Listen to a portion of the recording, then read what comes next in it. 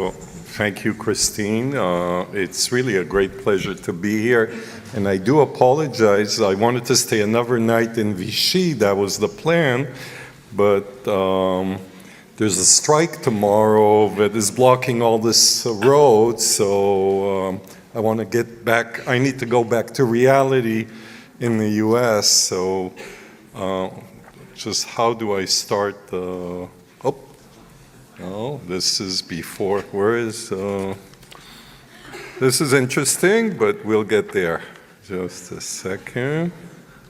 So everyone is scratching, but I'm trying to see where is the full... Is your guy, can you put the full screen? Oh, okay, so now it works. So I'll discuss something that all of you are exposed in your lifetime, is itch, and it's a very important component of our daily life because all of us itch at some time. And acute itch, I think, is not an issue in terms of because it is self-limited. You get an insect bite, or some kind of irritation, but the main focus of the work I do is chronic itch. By the way, I don't know if you just saw that the suffix of my name is itch, so I was born to deal with it, and it's basically chronic itch is defined as itch that lasts more than 6 weeks, and I think it is important to know that all 2- and 4-legged animals itch and scratch, and also our leaders, and I don't want to go into politics, but you know what we are facing in the US. So we scratch a lot. But chronic itch is a disease state, and that's what really I think is important to understand, and there's a lot of involvement of the skin, and it encompasses a lot of conditions. And I know most of you are researchers in the cosmetic industry, and a lot of the compounds are, causing itch, and I think is of major interest to know which ones are helpful to also the healthy being of our patients. But there are a lot of causes of chronic itch. Most of them are dermatological, like eczema, psoriasis, hives, urticaria, but there are also systemic conditions. There's also neuropathic. There's also a lot of issues of psych involved. Stress is a major issue. But what I'll focus today in this brief lecture is what causes itch. Basically, there's an interaction here between the skin, keratinocytes, neural system, and the immune system. Dr. Kabashiyama, I think yesterday I missed his talk, but I'm quite sure that he mentioned a bit the crosstalk between nerves and the immune system. And I focus mainly as a narrow aspect of it. But the first understanding is that itch is transferred by C nerve fibers. The majority of itch comes from C nerve fibers, and these C nerve fibers extend up to the stratum glandulosum. So they're very in very close proximity to environmental changes, and they can detect changes such as temperature changes, changes also in humidity, and they can transfer itch. There are 2 major pathways of itch, and that's important to understand because the classical pathway that until a decade ago was considered the major was histaminergic. And it's a big industry, antihistamines you can find in every pharmacy, but basically in chronic itch, their effect is very limited. And there's a non-histaminergic that is mediated by a pathway that is activated by serine proteases, tryptase, and activates a proteinase activating receptor 2. Just to explain, the pathway extends to a pathway that in anatomy we know is very similar to the pathway in pain, the lateral spinothalamic tract. and it goes to areas in the spinal and go up to the brain. I did a lot of work on brain imaging and itch, but I think that today I won't focus on that because there's enough to discuss in the periphery. But it's important to understand that there is a big distinction between pain and itch. In pain, you could have, you don't need skin, you can have visceral pain. But in itch, you really need the skin and the upper layers of the skin, the stratum corneum and dermal epidermal junction, epidermis. Now, if you remove all of these structures and go to the deep part of the skin, you can get pain, but you won't get itch. And I think that it's important to understand that there's multiple players. So there's no one receptor that will target all the types of itch. And the main two groups are G-coupled protein receptors, such as receptors for PAR2, which is a G-coupled protein receptor, receptors for opioids. There's an imbalance between mu and kappa opioids. There are receptors for substance P that is called neurokinin 1 involved in itch. The list goes on and on. What is interesting is the mast-related proteins. These are nerves that are more itch selective. They don't transfer pain, but they transfer the MRGPR, and MRGPRX2 is important, especially also with allergic reaction. And one of the issues that my group is very much involved is not just looking at T cells. This morning there was a lot of discussion about immune cells, but T cells are just one type of cell involved in itch. Mast cells, clearly you know, but also neutrophils and basophils can transfer itch. Another type of receptors that are very much involved in itch are the ion channels. The TRP, transient receptor potential ion channels, some of them you know, capsaicin has a receptor called TRPV1. This is more involved in acute itch, and TRPA1, which is a receptor for another food, and I have to tell you the food in France is outstanding, but you don't have so much spicy like wasabi. So wasabi is a receptor for anicarin TRPA1, but it's extremely important actually in itch of different chronicities, in particular in atopic eczema. This figure is very comprehensive, but I would like to mention that the types of itch there are chemical that are mediated in the spinal cord by a receptor on molecular level of gastrin-related peptide receptor. There's also now mechanical itch. So when we wear clothing, sometimes it can cause itching, and this also is kind of inhibited by a receptor, NPY, neuropeptide Y. There's also interactions with the brain, as I mentioned, that I won't discuss that, but know that there is also a top-down effect. So it could be an inhibitory effect from the brain on itching. There are inhibitory interneurons in the spinal cord, but there's also activation of itch. So meaning that you could aggravate your itch. And one of the common conditions are stress. So my Japanese colleagues and in my group, there's a large Japanese representation, is working extensively on what really triggers emotionally itch, and it's an extremely important aspect.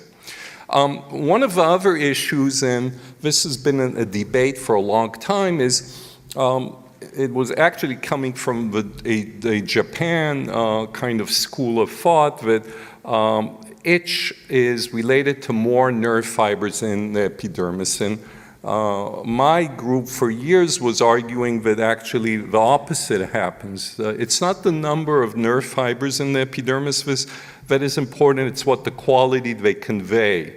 And this study from a former fellow of mine who we collaborated Dr. Tay from Singapore, shows with a 3D imaging that this has been recently accepted to JID, but you could see how significant reduction in the epidermis of the number of nerve fibers in atopic eczema. This is common in many cases of chronic itch, so it's not really the number. We think that there are some inhibitory pain fibers that are reduced, and therefore there's more itch representation.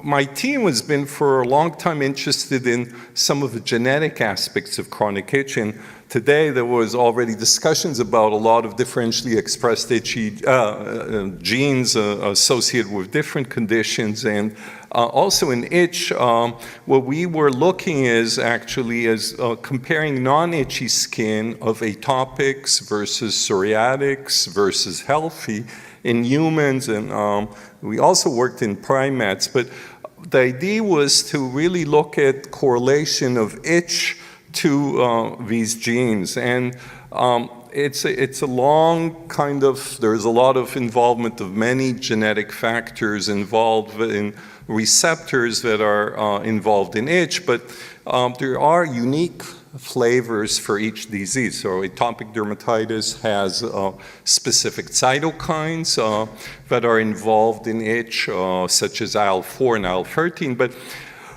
there are a lot of commonalities between atopic eczema and psoriasis. These are the major two conditions that are extremely itchy. And just to point out is that tryptase, the serine protease, is also elevated in both diseases.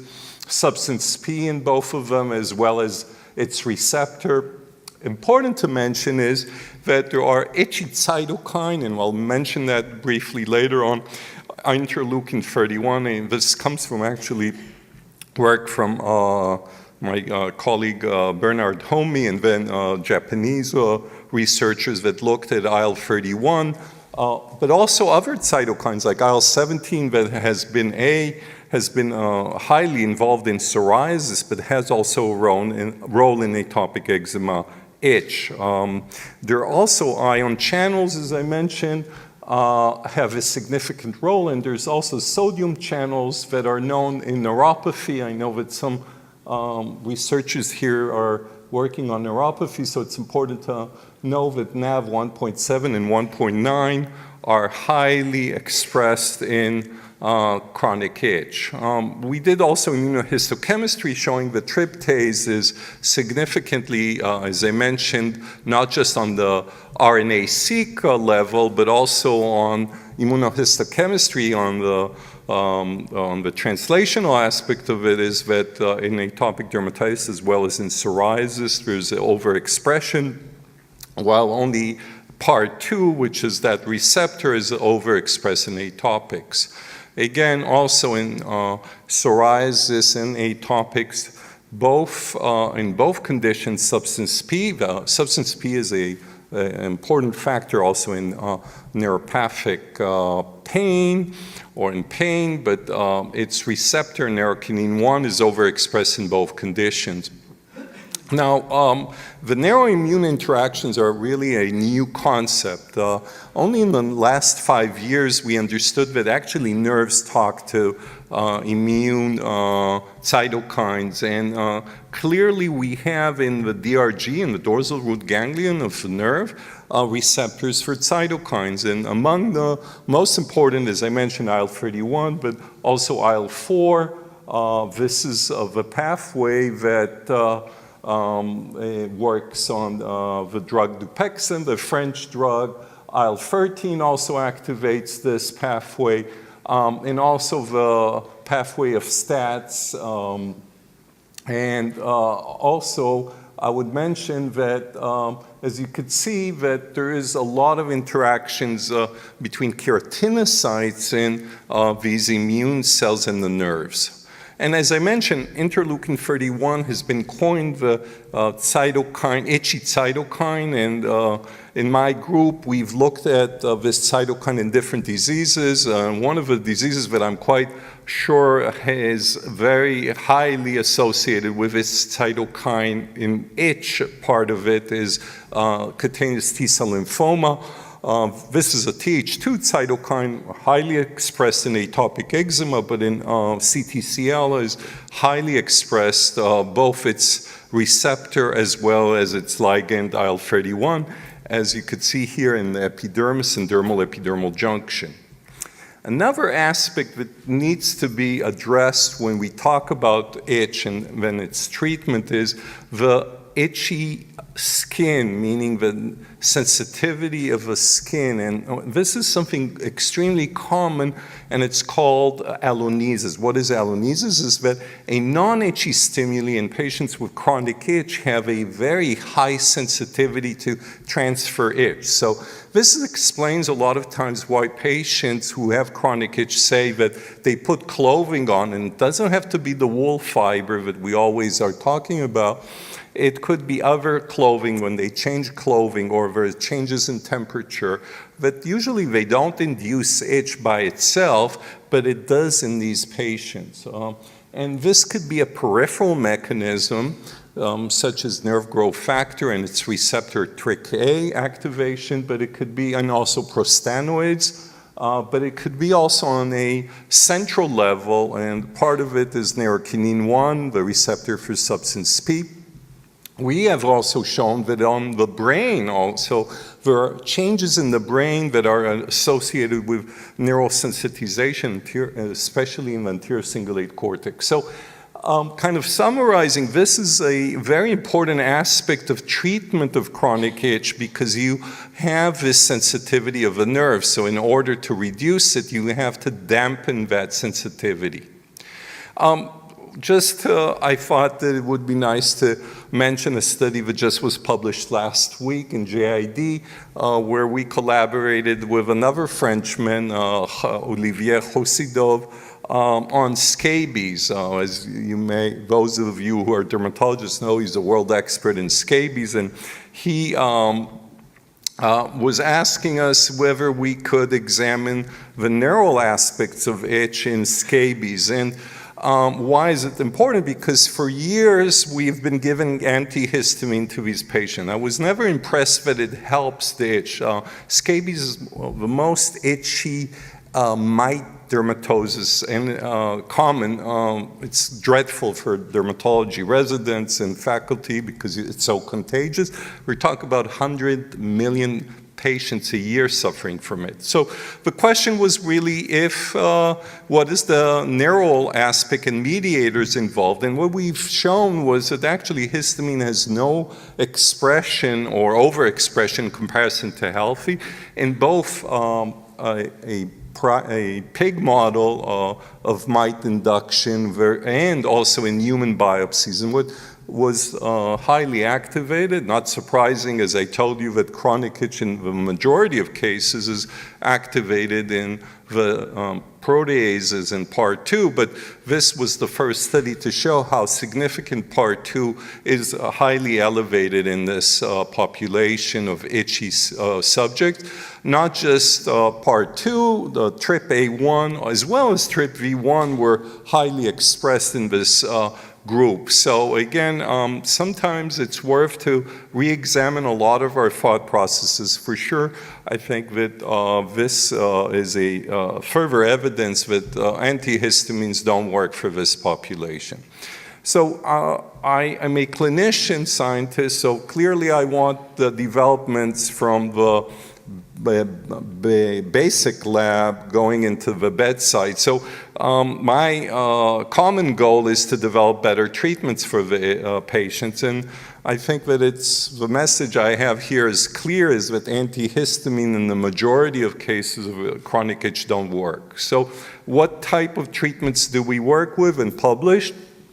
We've used ion channels, as I mentioned. Ion channels have a significant effect on itch transmission, so we have used a topical preparation of ion channels inhibitors, such as using ketamine, which is an NMDA antagonist, with lidocaine and amitriptyline in a lipoderm base, and we've shown that this reduces itch. This is maybe the most robust topical that we have available. Another treatment that actually some French dermatologists also used was botulinum toxin. We've actually done a double-blind study that has not been yet published, but showing that it has a long-term effect, again, targeting the nerves and the ion channel. We've also been involved in a development of a tropical TRIC-A, which is the receptor for NGF, and this worked only in psoriasis and not in atopic eczema. So not every drug that will be developed would be fit for all types of itch. And another topical PDE4 inhibitor, I think, is also available in Europe. That is a phosphodiesterase 4 inhibitors. Such as crisaborole, they have itch reduction mainly in eczema and some parts of psoriasis.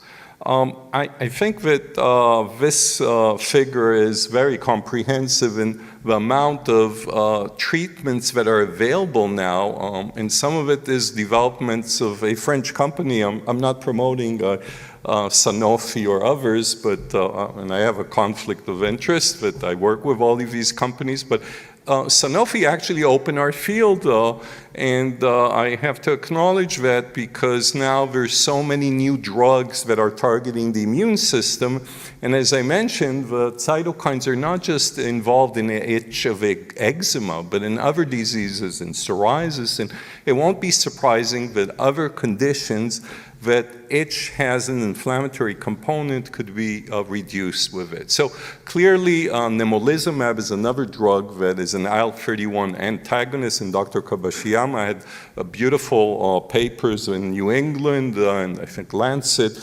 showing, and Jackie in Journal of American College of Allergy and Immunology showing that this drug has a significant importance in itch reduction, maybe even stronger than dupilumab that works in atopic eczema. But the list goes on and on. As I mentioned, IL-17 antibodies such as secukinumab and ixekizumab have antipyretic effect. And one of the hot topics now are the Janus kinase inhibitors like tofacitinib and others that are targeting a broad T-cell antagonism, and they have an antipyretic effect. So stay tuned because this field is growing. And I think that we covered that, but another aspect of treatment is reduction of that neurosensitization that I mentioned. So using GABAergic drugs reduces that nerve sensitivity, and that's why these drugs are used in my armamentarium. And we've also been using drugs that are antidepressant from the SNRI, selective norepinephrine reuptake inhibitor, such as mirtazapine. It has an effect also on nerve fibers and anti-nociceptive effect, and the combo of using it with gabapentin and pregabalin reduces itch. And I mentioned to you also that there is an imbalance sometimes in chronic itch between opioids, meaning opioids, as you know, are anti-pain, but mu opioids, but they actually cause as a side effect itch. And colleagues in Japan more than 2 decades ago nicely showed that in patients with chronic itch of uremic pruritus, there's an imbalance of mu overexpression in the skin as well as in the spinal cord and kappa receptor, which is downregulated. That led to the development of a drug in the Japanese market called nalforafin. Unfortunately, this drug did not make it. It doesn't have a very strong antipyretic effect, but other drugs have been in development, such as nalbuphine and acimodolin. So most probably these drugs will make it to the market in the US because we don't have yet these drugs in only in clinical trials. More than a decade ago, I found that there's actually a drug called butorphanol. I assume that this drug is also available in France, and it is a kappa opioid agonist and a mu antagonist. Another hot topic in treatment, as I mentioned, nerokinin 1 is overexpressed in chronic itch, at least in atopic and psoriasis, and most probably in also other conditions such as prurigo nodularis. And again, there's a lot of new developments of drugs that are working on this receptor. there is a drug in the market called the Prepitent. It's very expensive and it's very difficult to administer because it has too many drug-to-drug interactions. But there are newer drugs like Serlepitant that we were involved in clinical trials showing that it has a significant antipyretic effect. So I think that the beauty of it is that there's so many new targets, a lot more interest. If you would be in a meeting 10 years ago, there weren't any of these drugs in development, and this field is really hot. So just to kind of summarize, I think that there's a lot of excitement in this field of itch. We need to target the neuroimmune interface. I didn't mention that the MRG and especially MRGX receptors seem to be a very valid target. And again, reducing neural hypersensitivity with drugs that target the neural system would most probably reduce the itch intensity. And for sure, we don't want drugs that have too many side effects for our patients. So the work that we've been doing for the last 2 decades is a lot of collaborations with different groups, including my French colleague Olivier Roussydov and Charlotte Bernigat. But a lot of the work is with different groups, and this is my research team, and I would be happy to, in all my funding resources, I'd be happy to address any questions that you have. So thank you again for your kind invitation.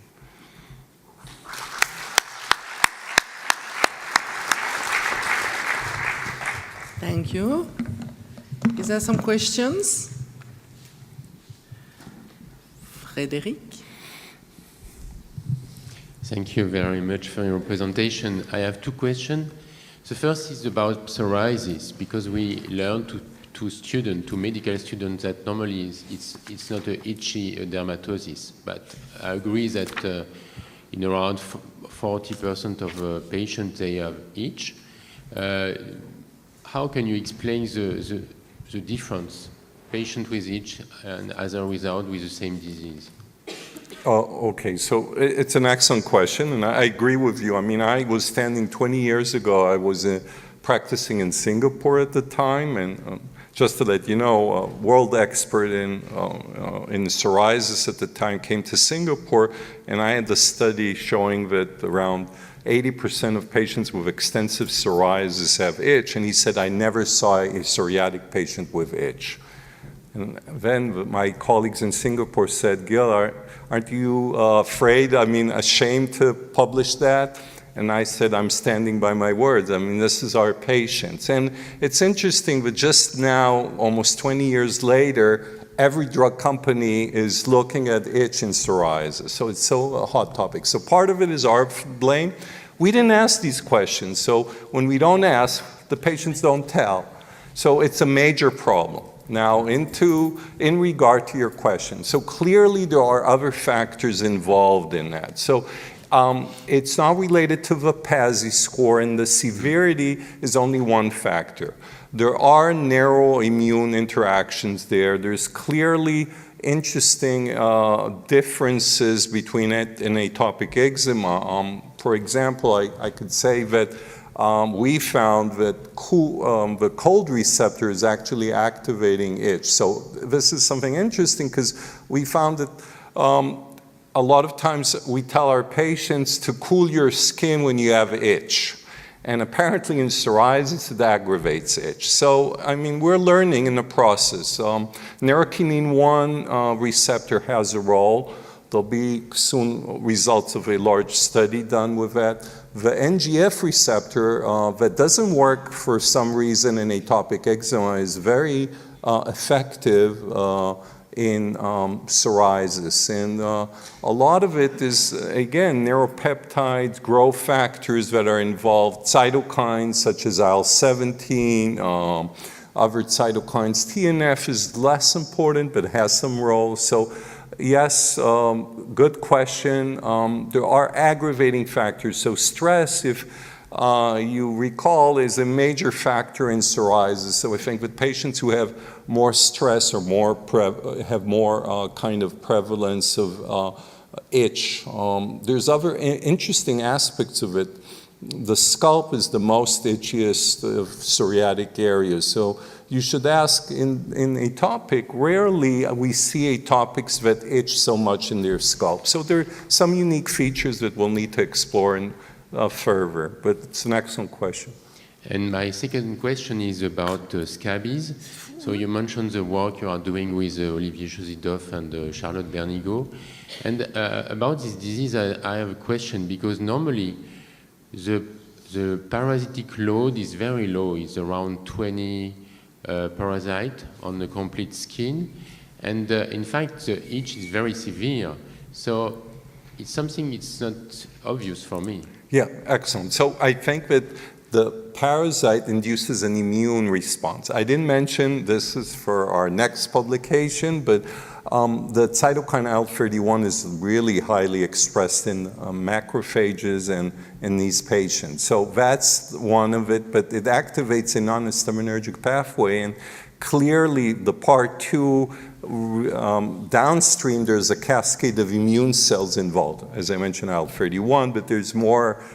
Stay tuned, because we're really working on these issues more carefully, and we have also some specific proteases that the mite induces itch, so it induces a cascade of activity. And I agree with you, you don't have to have, you can have one mite that induces all the trouble. So clearly it's not just the amount of mites causing that. So if you think it's related to immunity, do you think it's an explanation for association of bullous pemphigoid and scabies? I'm sorry, can you repeat that? Do you think it could be an explanation, because you tell that it induces an immune response? Sometimes you have association of bullous pemphigoid and scabies could be related?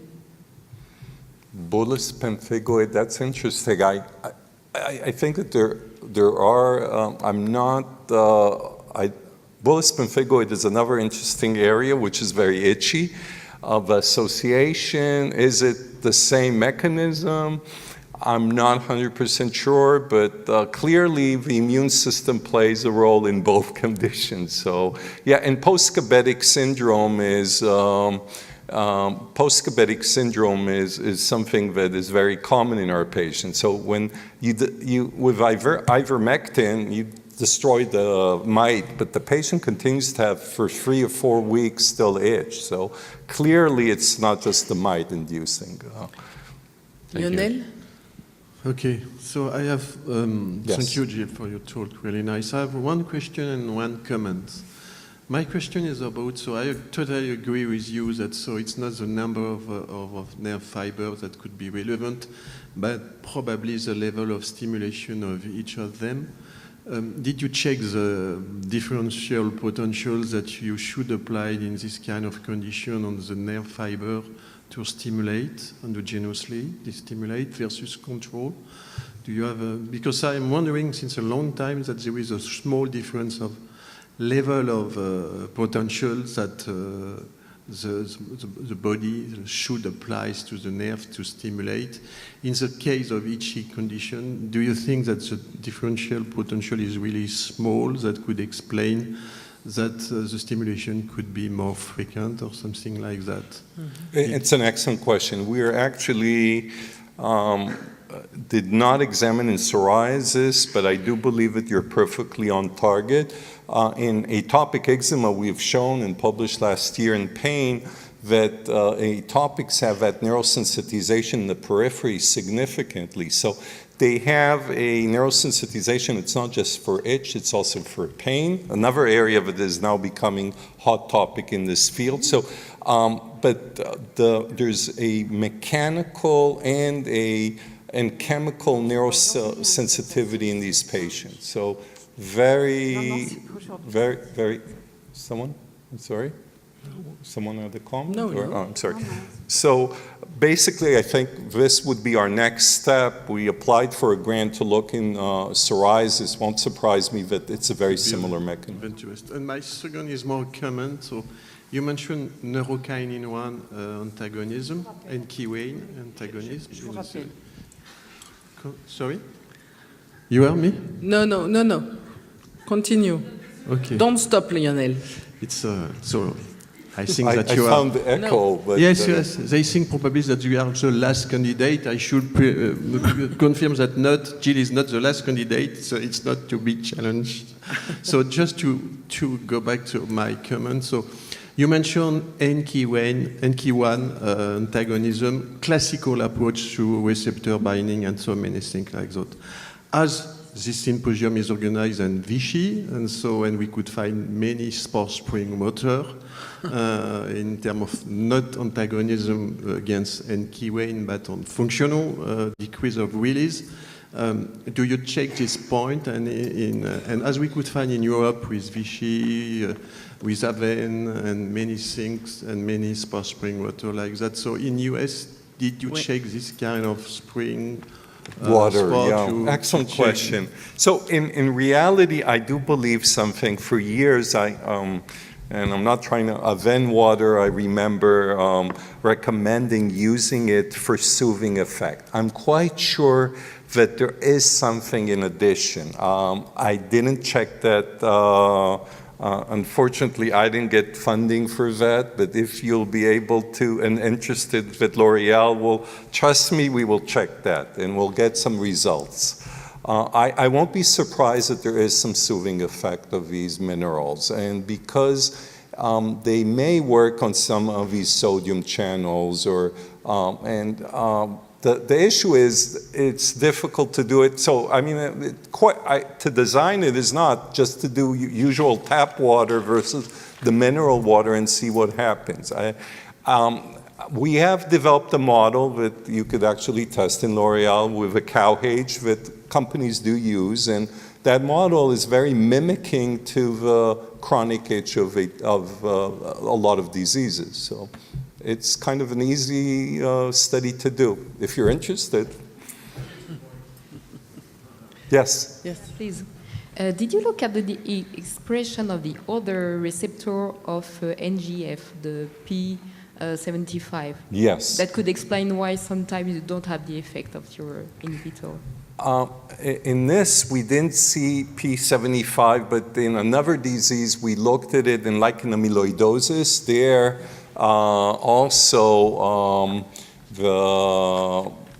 it makes sense to look on that. It's also been associated with some apoptotic.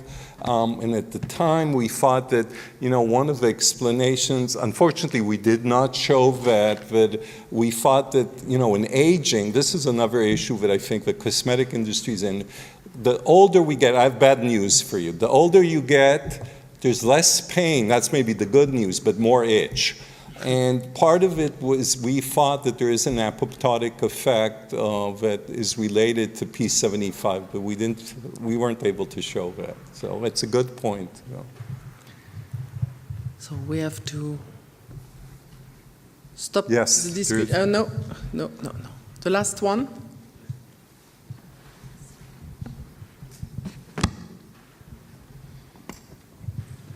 Thank you very much for your talk.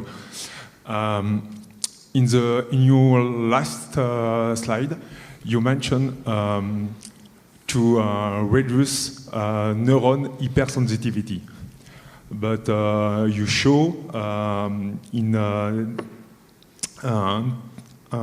atopical dermatitis atopic dermatitis, they are less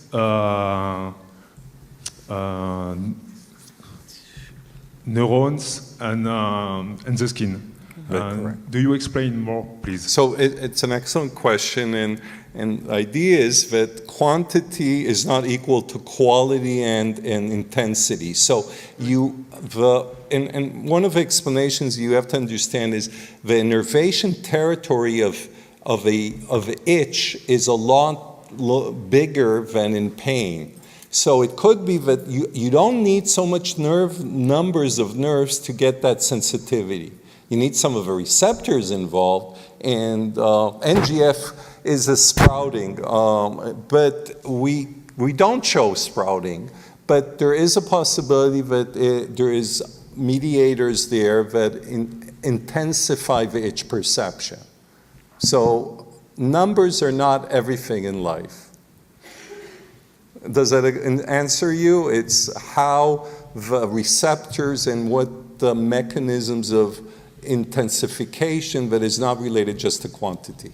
And I said that quantity, this is more a hypothesis because we didn't show, the older you get, there's less actually epidermal nerve fibers and you have more itch. So again, that sensitivity to itch could be peripherally, but if I showed you that in the brain there is also higher activation in areas that are involved in sensitization.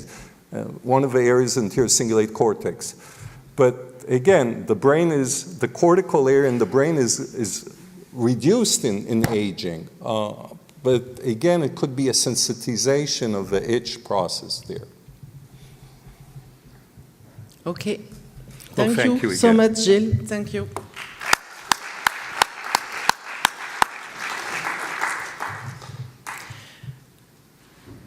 So now it's a pleasure for me. Charles El Rawadi from L'Oréal Company. And we speak about aging, sensitivity in skin. So yes. Please, Charles. Thank you, Christine. As all my colleague speakers, I would like to thank the scientific committee and the Greentech Foundation for the invitation. And also I thank the organization for the first perfect organization. So after the nasty, itchy sensation, I will speak to you about the touch, the pleasure, and emotions. But I don't have good news for you, because as I will show you, there is a decrease in tactile sensitivity with aging. So my domain is the clinical studies and the open innovation, so the work with external partners. So I will not show you vitro studies. I will not show you transcriptomic reads or markers, but I will show you the results of recent clinical studies that we conducted. I will start first with an introduction about the touch in general and the importance of this sense, and after I will show you the results regarding the skin aging and the tactile perception. So touch is probably one of the most stimulated sense and to which we attach the least importance. We are continuously touching something or feeling something on our skin. This is the connection, the continuous link between our body and the environment. In the cosmetic dermatological field, of course, during the application process of a product, touch is involved before the application, during the application, but also after the application. Before the application, this is the first contact with a new product. So when you touch the texture, the appreciation of these textures participate in the decision to apply or not this new product on the skin of your face or your body. During the application, pleasure emotions continue by interaction between the finger skin, the texture, and the finger and the skin of the face, for example. And after application, it is also important because you are touching the residual part of the product that is left on the surface of the skin. There is a decrease in tactile acuity with aging. This concerns the palpation, the appreciation of the textures, the discrimination of the forms and the shapes, feeling the heat and the pain. This is why we have in elderly domestic accidents, burns, and this induces physical, functional, and sensorial dysfunction that disconnect the elderly from their skin and the pleasure induced by touch. So there is no pleasure in applying a cosmetic product, for example, and the elderly are isolated and the quality of life is impaired. So there was a need to characterize this decrease, to demonstrate this decrease in tactile acuity with aging. There was also a need to diagnostic this decrease, what are the origin, the causes, in order to re-educate, to amplify the sense of touch. This is what we call the touch awakening. So when we started recently this research program, we asked ourselves 3 main questions. Does skin aging lead to decrease in skin sensation? Is this dysfunction linked to skin characteristics? And can we slow down skin aging by improving the skin tactile function? The mechanical skin sensitivity has 3 modalities: sensitivity to pressure, sensitivity to vibration, and fine sensitivity, what we call the gentle touch. As you see on this figure, 4 mechanoreceptors are involved in this touch. And you see here their localization. The Meissner corpuscles and the Merkel discs are localized on the dermal papilla at the link between the epidermis and the dermis. The Ruffini corpuscles, which is in the dermis, and the deepest one is the Pacinian corpuscles, which is in the hypoderm. And also these mechanoreceptors are on nerve endings, A beta and A delta fibers types, at the difference of what we saw before, which were in the itchy skin, the C fibers were involved. But recently, some C tactile functions were described in literatures, but these C fibers are involved in the affective touch, which is not touching the texture, but somebody or something is touching you. So it is not the same mechanism as the discriminative touch.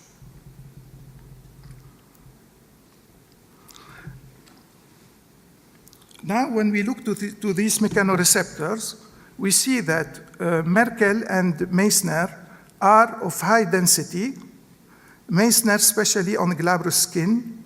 They are stimulated by low frequency of vibration, dozens of hertz, because they are close to the surface of the skin. And when we stimulate these 2 mechanoreceptors, the sensation is localized. Regarding Ruffini and Pacini, they are low density, stimulated by high frequency of vibration, hundreds of hertz, and when we stimulate them, the sensation is diffused.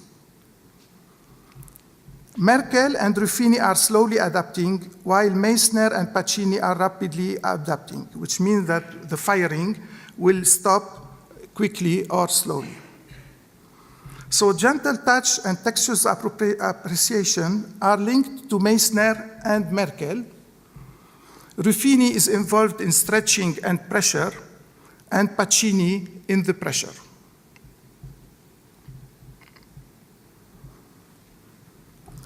When we increase whatever the stimulus, when we stimulate the skin, and we increase the intensity of stimulation, the sensation goes through 4 phases. The first phase is the infraliminary part, where the sensations are confused, unstable, and lost in background noise. Then we enter the liminary part, where the sensations are weak intensity, but they are sharp or confused in a random. Then you enter what we call the supraliminary part, where the intensity of sensation increases with the intensity of the stimulus until reaching a saturation area, where the intensity is unchanged when the intensity of the stimulus increases.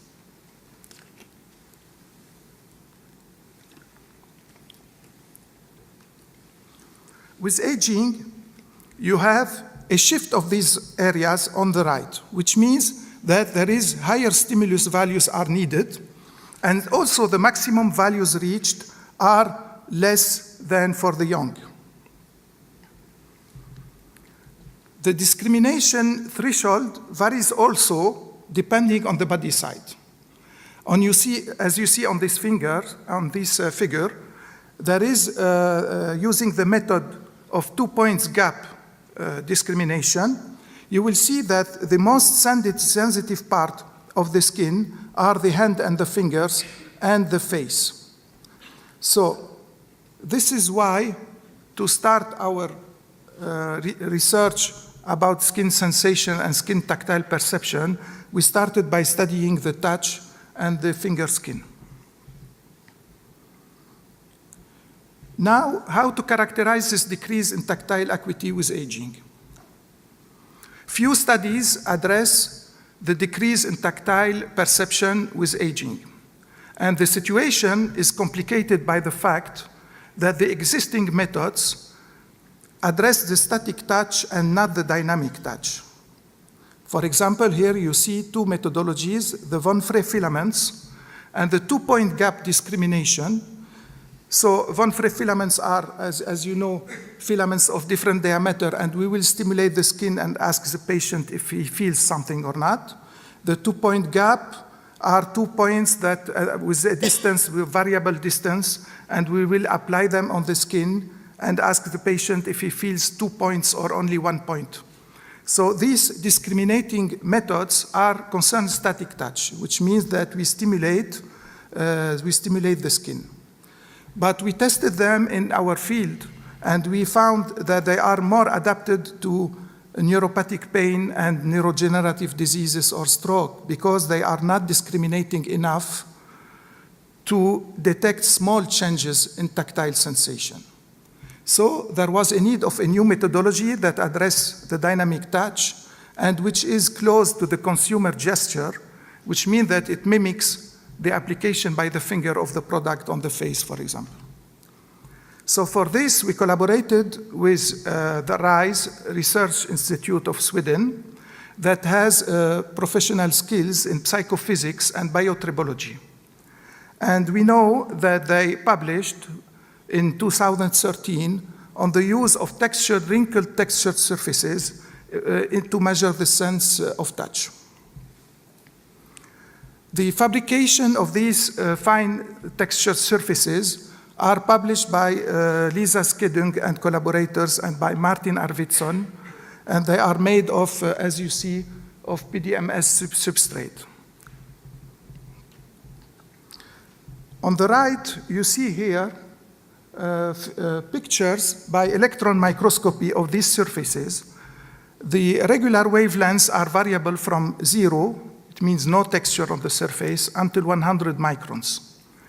And on these figures, you see the examples of 3 surfaces, 20, 40, and 100, at different magnification. And each time we put 1 hair as a reference for you to see, to have an idea of the size. So the 100 microns surface is considered as the reference.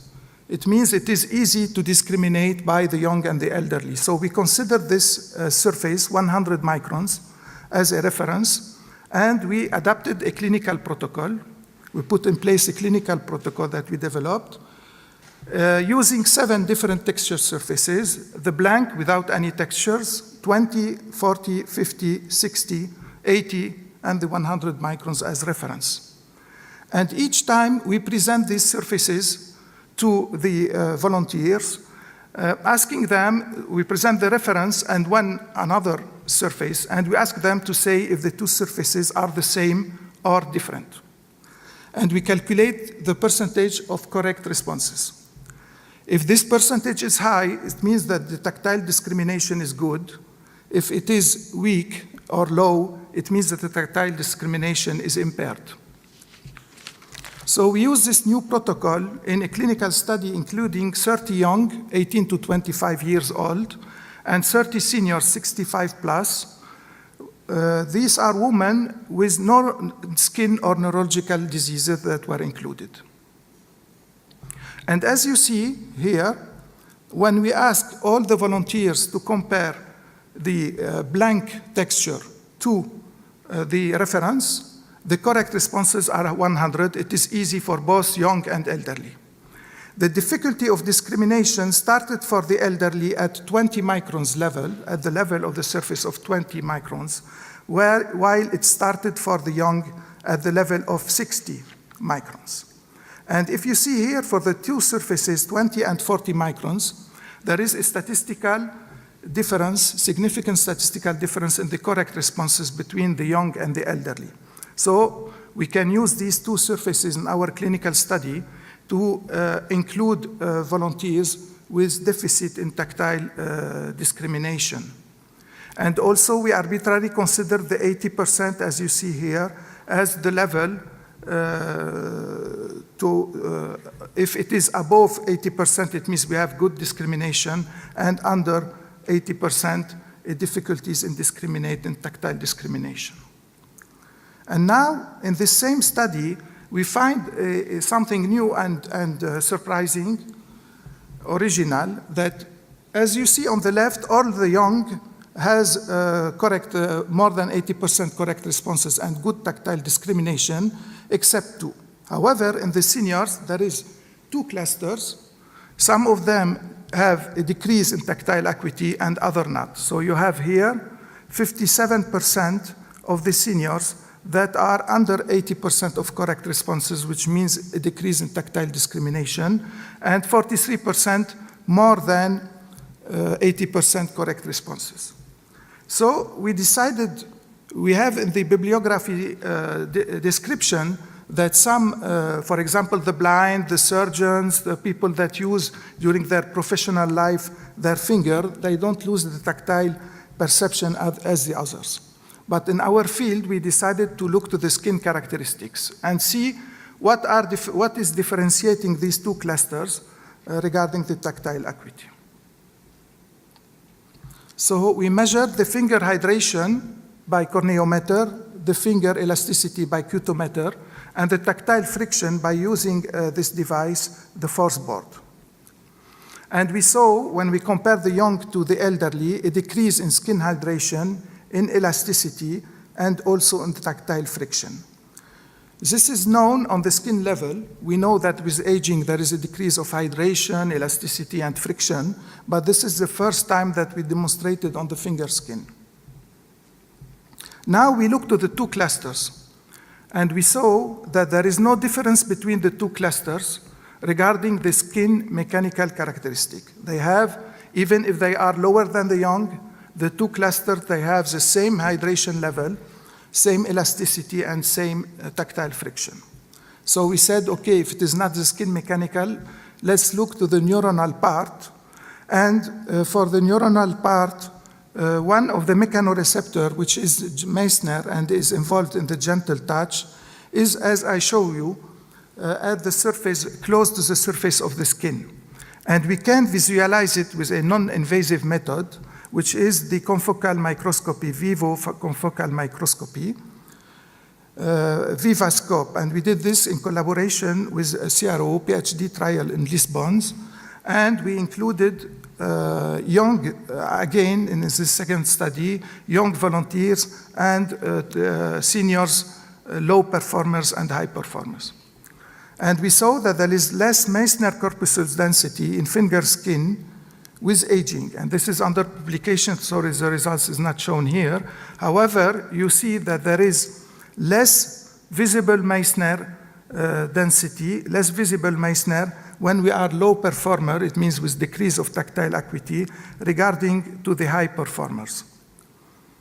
So these new findings of the involvement of peripheral nerve signaling in the decrease of tactile perception with aging is new, and these findings on the Meissner corpuses come in addition to previous studies that we published showing a decrease of nerve endings with aging and an increase of neuroproteins in skin, and also contralateral projections close to the language area involved in the tactile stimulation.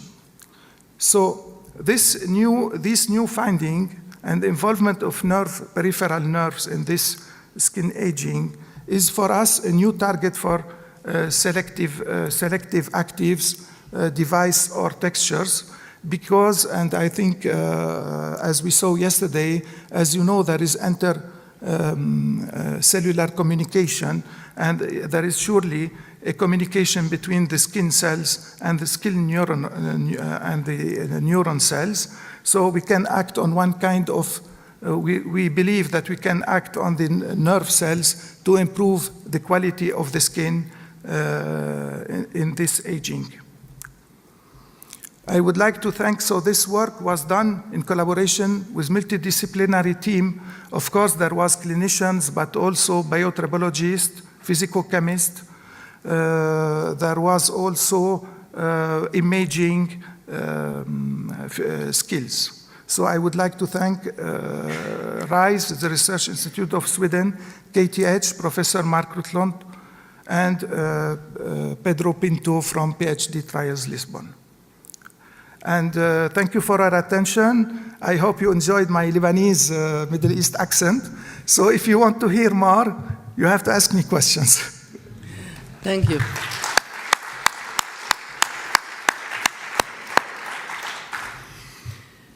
Is there any questions?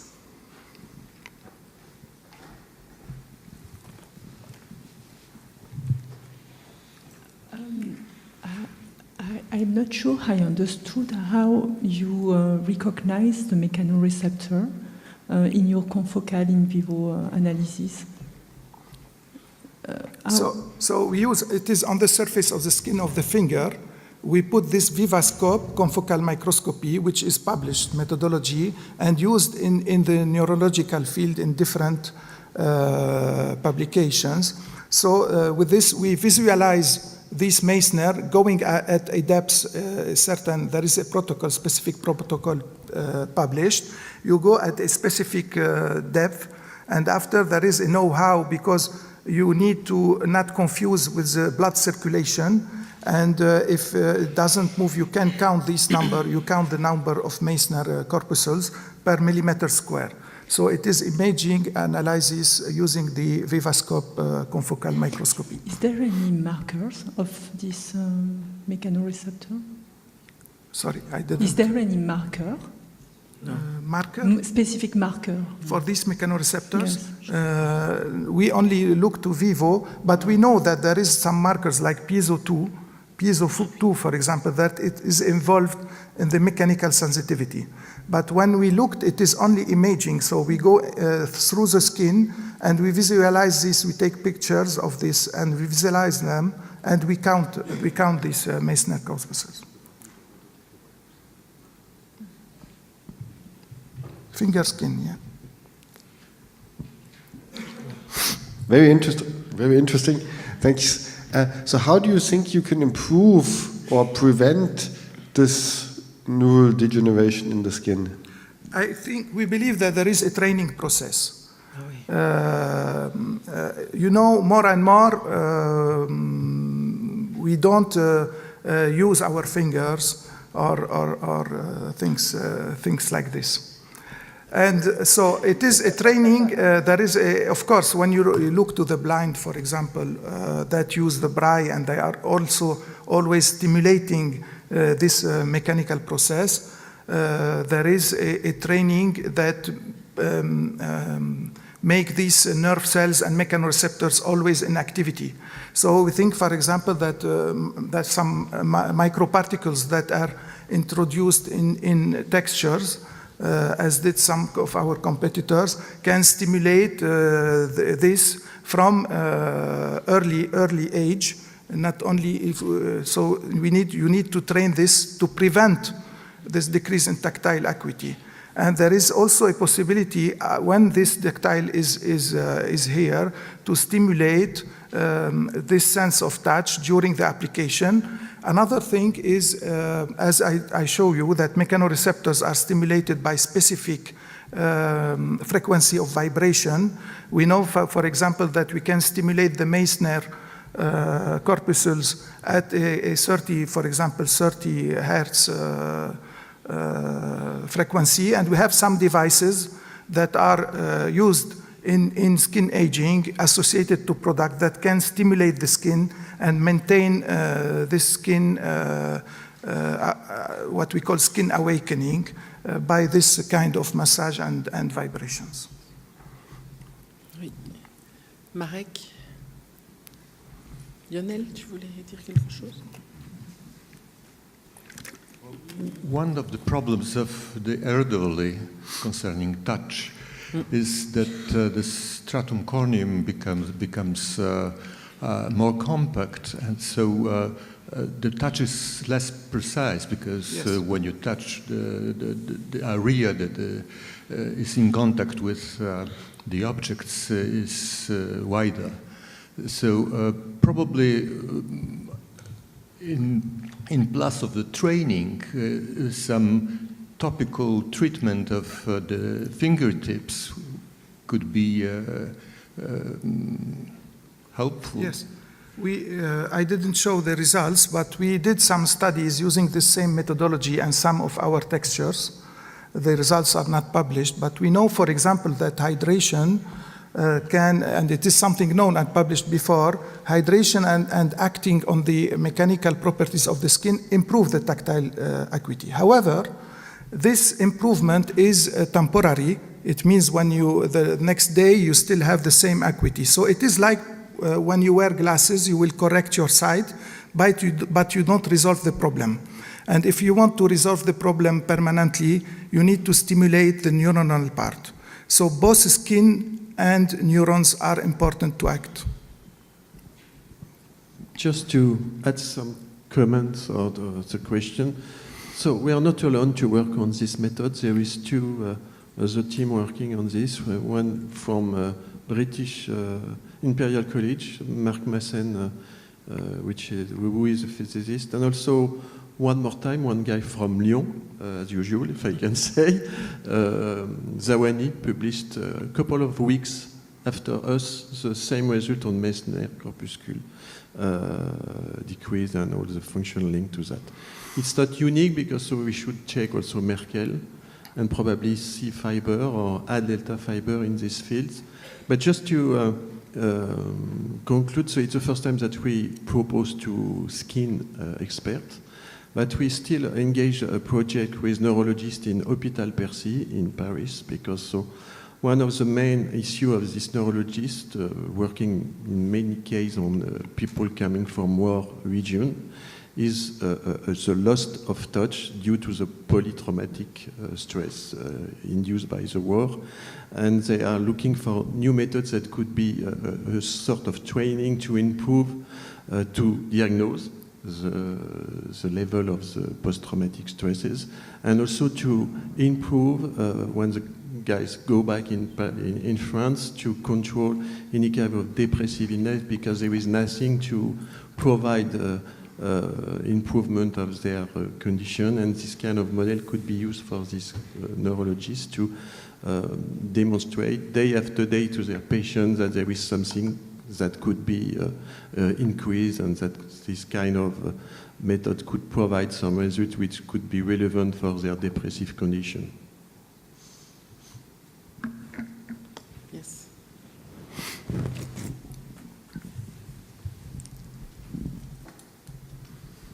Do you think that with the aging, you have some changes in the mechanical properties of the dermis, like rigidity, that could change the transmission of the frequency of the vibration that could impact the sensitivity? What we know is that the frequency that we send at the surface of the skin, the frequency is the same all across the skin until the dermis. So we have internal studies showing that there is no difference in vibration if the skin is thick or not. Because however the thickness, the frequency of vibration will not decrease. Thank you, Charles. Thank you so much. Thank you. And now, Stevens-Rennen is speaking. I'm looking for you. Around an answer to new biomimetics tissue.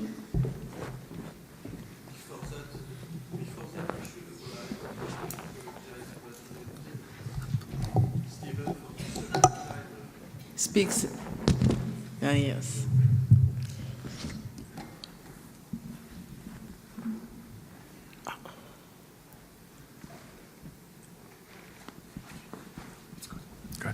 Yes, thank you, Okay. Stephen, for you.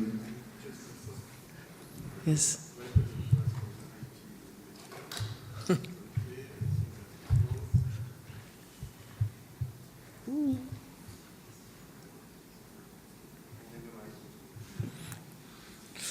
Okay.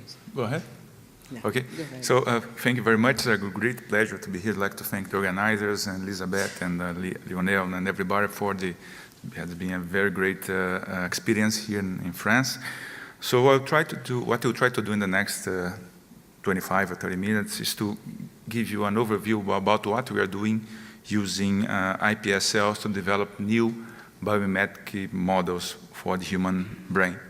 So there are several ways to study the brain. As you know, we can use animal models, you can use postmortem tissue, you can use neuroimaging, but all of them, they have limitations. So it's interesting, it's important to try to look for a new approach to better understand the brain.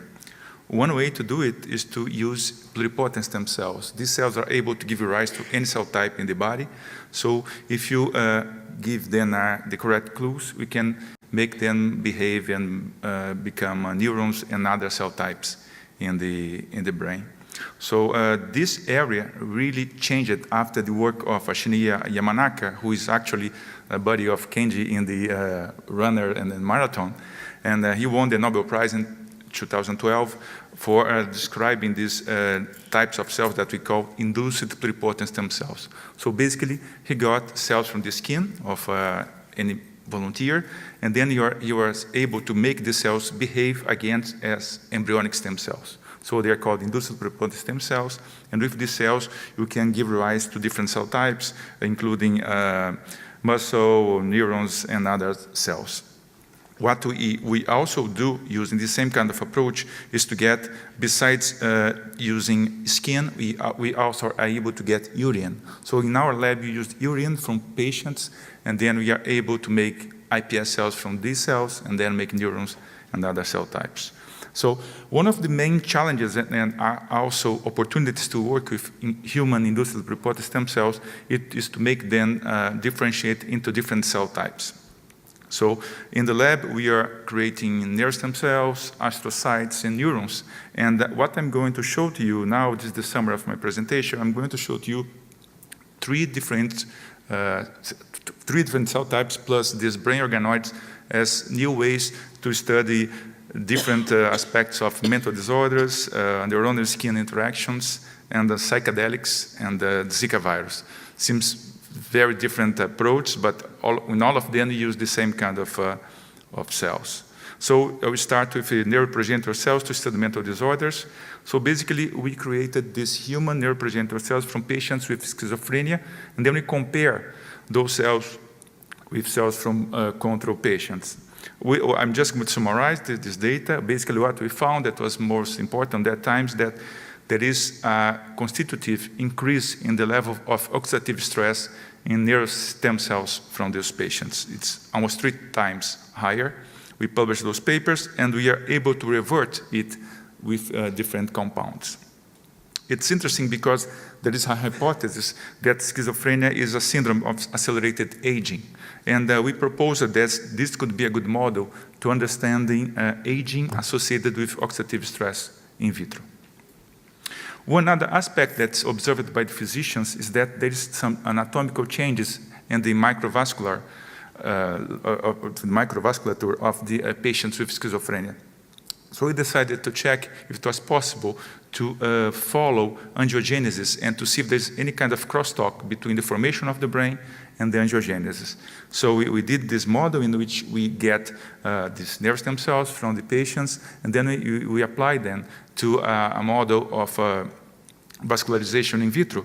And then we show that actually there is a change. So during the formation of the brain, you can change the formation of the vasculature, and there is a crosstalk, and we also found which would be the proteins involved on that, and this paper is also published.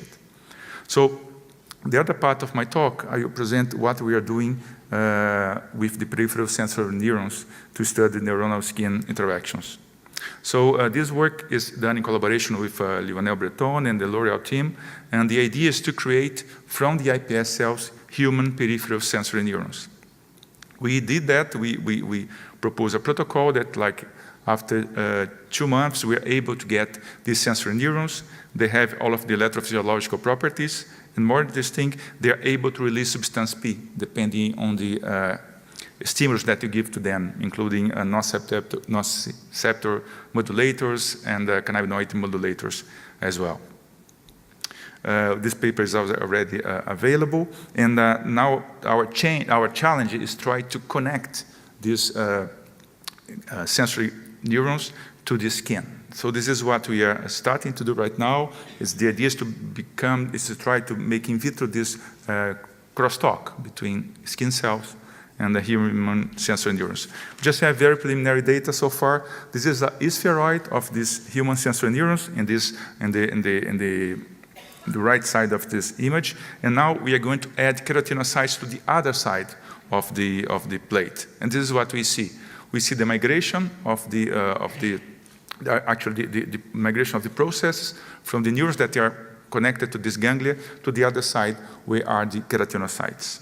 So we still have a lot to do on that, but we are also interested to try to create some kind of human organs on a chips in which we can connect skin, sensory neurons, and also the brain. But it's very tricky to work with the brain in vitro. Of course, there's a lot of layers that are happening during the formation of the brain. So in this scheme, you can see that, like, during the formation of the brain, the cells are migrating back and forth to,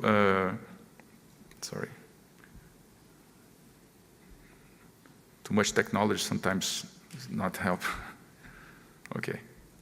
So they're migrating here back and forth, and then they go to the cortical plate. So this kind of formation we miss when you work with 2D cultures, right? So one way to bypass it is to culture those cells as we call human brain organoids. This is the way that we culture in our lab. So they are in these spinning flasks, and they grow as these aggregates of cells that go up to 5 to 7 millimeters. And what we see, we have very cool tools to try to follow them. So we can do tomography on them. We can also follow the formation of these rosettes. And it's a very interesting approach to try to understand what happened outside of these brain organoids. But also, if we basically cut these organoids, we see some of the aspects that are also observed in the fetal brain. So, for example, you have the what we call the ventricular zone here. You have the cells dividing close to this ventricular zone, and then they migrate to form the cortical plate. So several aspects that are observed in vivo, we also can replicate here in this model. What we also can do is to do electrophysiology on these organoids. It's a little tricky, but we can identify local field potential on them. And we are now improving a little bit of the technique, and I'm not sure if you'll be able to see. Here we have one organoid, here's another, and another, and I think you guys can see these dark spots here, right? So we become very interesting to see what would be these dark spots, and then we decided to cut them. And then we realized these are like eye-shaped structures with retina markers. So depending on the way that you culture those cells, we are able to improve the formation of these brain organoids, including some other very interesting parts of the brain as the eye and as the retina. So with that in mind, we decide with this kind of tools, like with the astrocytes, neurons, nerve stem cells, and also the brain organoids, we decided to explore a little bit more about the use of psychedelics in psychiatry. It's an important issue because we are living in some kind of gap in the discovery of new compounds for example, depression or post-traumatic stress disorder. So it's important to have new compounds. And on the same time, like it was common to study psychedelics until the 60s and the 70s. But then because of political reasons worldwide, you see that there is a decrease in the amount of publications that ironically are now starting to increase. And some of these publications are being stimulated by the US Army because of the amount of soldiers that they are returning home with depression and other mental disorders. So we are living at, some scientists are saying, in this psychedelic renaissance, in which we are trying to understand again how would be the potential of psychiatric potential of the psychedelics. We decided to work on that specifically because in Brazil there is some religions that are originally from the indigenous people, that they use some brew of a mixture of plants that has some psychedelic effects. They are used by the indigenous for like almost 5,000 years ago. And then there is a group that we collaborate that are trying, they are using it as in a clinical trial. They're using this brew that's called ayahuasca as a way to treat depression. And the results are very impressive. There are several compounds presented in the ayahuasca. And we decided to see, using our models, what would be the cellular and the molecular changes observed in this in our samples with these compounds that are isolated from the ayahuasca. So one of these compounds is called Armine. So one question that we asked is, what would be the consequence of the exposition of nerve stem cells to Armine? We found that like Armine increases the neurogenesis, increases the proliferation of human nerve stem cells. And what's more interesting is that we found that it's dependent on the inhibition of one protein called DYRK1A. What's interesting about this protein, DYRK1A, is that it is a novel risk factor for Alzheimer's. So we are now exploring this possibility, and we are creating brain organoids from Alzheimer's patients, and the idea is to expose them to Armine. The hypothesis that we're going to reduce the inflammation of the plaques using the Armine. This is the work of one master's student in my lab, Karina Carmalina. Okay, the other compound that also happens in a very increased amount in the ayahuasca is called DMT. And then we decided to check what would be the consequences of DMT exposure to brain organoids. It's important to highlight that these brain organoids, they have serotoninergic receptors, and the DMT is able to activate these serotoninergic receptors. We did it, and then we combined a series of techniques, such as shotgun proteomics with different softwares to try to identify the signaling pathways that will be altered after the exposure to DMT. And we found almost 1,000 proteins that they are changed after the exposition to DMT. And there are several pathways. I'm not going into details on any one of them. I'm just going to highlight two of them. So we showed in this paper that like there's an inhibition in inflammation that's basically followed by the signaling of the NF-kappa beta that could be changed after the exposure to DMT. And also we saw increase in the signaling pathway associated with long-term potentiation, memory, and brain plasticity. So this is just to highlight how interesting are these models to try to understand very complex situations, as for example, the use of psychedelics. So this paper was published and has a very interesting feedback. Lots of readers, lots of people interested in psychedelics, right? This is my guess. So we conclude that like antidepressant effects of ayahuasca are associated with neurogenesis. This is caused by Armine, and also with some changes in brain plasticity that would be caused by DMT. We are working more on that, and especially in the connection with the clinicians that they are applying ayahuasca as an official clinical trial in the country. Okay, so just to finish my presentation, I'm going to give you an overview about what we are doing regarding the Zika virus. So, as you probably know, Zika virus is a virus that was isolated in one forest called Zika in Uganda in Africa in 1947. And until almost like 3 years ago, nobody really was even studying this virus. It arrived in Brazil probably between 2013 and 2014. One of the hypotheses that it arrived during the Confederation Cup, that it's the 1 year before the World Cup that also happened in Brazil. And since then, there was a huge increase in the number of children with microcephaly, as probably you saw. So this is the scenario that we had in 2015 in Brazil, almost 200,000 cases of Zika, 11,000 cases of pregnant women, and 3,000 cases of microcephaly. It was very huge when you compare to any other period in the history of Brazil or of the world. And on that time in our institute, we started to receive several cases, and the people from the radiology side started to follow them. And one thing that caught our attention is that one of the most important aspects of the imaging of these children was the formation of these white spots here. These white spots, we call them some kind of calcification. And when you have these calcifications in the developing brain, looks like that you have an interruption of neurogenesis. So we said, let's try our models. Let's try our models to see if the virus was exactly reaching the neural cells. Because on that time, we don't have any clue. We just will have like increasing the number of Zika, the Zika outbreak, followed by the increasing number in the microcephaly. We didn't know if it was the virus affecting the mother, and the mother was, for example, generating antibodies against the child, or if it was something directly into the body of the child, or if it was something directly into the brain of the child. So we did that. We applied the virus to nerve stem cells derived from the iPS cells, and then we did several characterizations on that. We saw that this virus was able to infect the cells and also to multiply inside the nerve stem cells. This is, we show that like they replicates a lot into the nerve stem cells.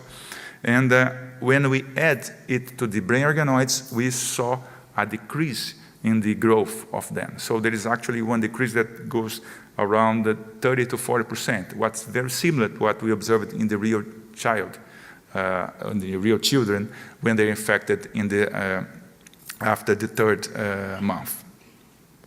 Okay, this paper was published. It was an important paper. It actually helped the WHO to conclude that there was really a connection between the Zika virus and the congenital malformations caused by Zika.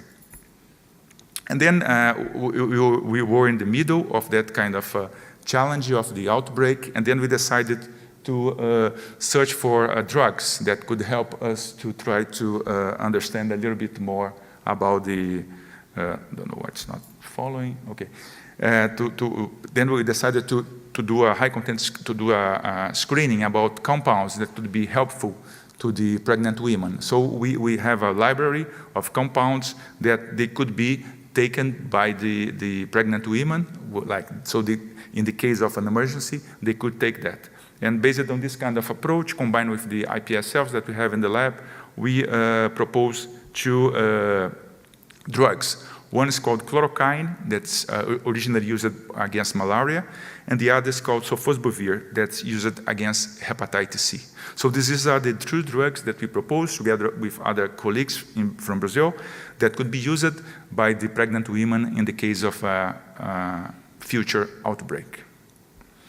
We were very interested to understand what would be the consequences and how the cells were behaving before they died. Okay, the conclusion of the first paper, okay, the cells are infected and then unfortunately they die. But exactly what happened with them when they are struggling with the virus. So we created an approach in which we infected the cells, but before they have any signs of death or any signs that they're going to go into apoptosis or autophagy or anything like that, we were exploring all of the proteins and all of the gene expression happening there. And based on this kind of combinations of techniques, we are able to identify a network of proteins that were changed after the infection of brain cells with the Zika virus. And we divided these alterations in 4 steps. So first, the cells, they have their their machinery being hijacked by this virus for the virus to replicate. And because of that, there is chromosome instability, DNA damage, that would then arrest the cell cycle. And because of that, you stop the formation of for example, the cortical cerebral cortex or the cortical brain. Okay? But one thing that also caught our attention, now I'm going to show to you unpublished data, is that when you look at in the brain organoids, in the sites where the virus were proliferating more, we found something interesting. We found that there is here we go. There is an increase in the infection in the areas in the brain organoids where you have the astrocytes. So this thing called our attention because the original papers, they were proposing that the main target of the Zika virus was nerve stem cells. And at least looking at the brain organoids, we found that maybe it was not the case. And then we have access to the sections of the brain of the children, of the postmortem tissue, of the babies and fetal tissue. And then we confirmed that actually there is a preference of the Zika virus to infect astrocytes. And it's important because it can explain better what's happening in the brain after they're infected with the Zika virus. We are able, this is another published paper from our group, we are able to isolate from the brain organoids different cell types, for example, astrocytes. In this paper, we compare these astrocytes derived from the brain organoids with real astrocytes derived from the real brain. And they are very similar regarding the protein expression and markers. So we use these astrocytes as a way to understand some of the physiology of the human astrocytes. And we did three different cultures. In one, we have nerve stem cells, in the other, astrocytes, and the other, neurons. And this is what we found. There is actually infection of nerve stem cells with Zika virus, but there is almost 80% of the astrocytes that are infected, and neurons basically not. So this is interesting because it changed a little bit the strategy of how to understand the biology of the virus within the brain. And then we started to work specifically with the astrocytes. We found, for example, that the Zika virus increased oxidative stress in these human astrocytes, and we are able to revert it with ascorbic acid. We also found that there is a change in the stress in the endoplasmatic reticulum of these cells. We also showed that like Zika virus is able to damage mitochondria. And this is what we are seeing here in this figure, is that this is in the control situation, 90% of the mitochondria, they have this kind of healthy aspect here. But when they are infected, they change, and almost 70% of the mitochondria, they change in shape, as you can see in this image here. And of course, it's followed by a change in the respiration and in the generation of ATP.